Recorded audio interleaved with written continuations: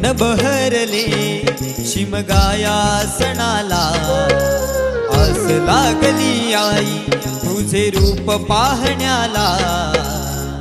देव माझा एक वर्षान येतो भेटीला, आनंद लागाव खांदा देतो पालखीला।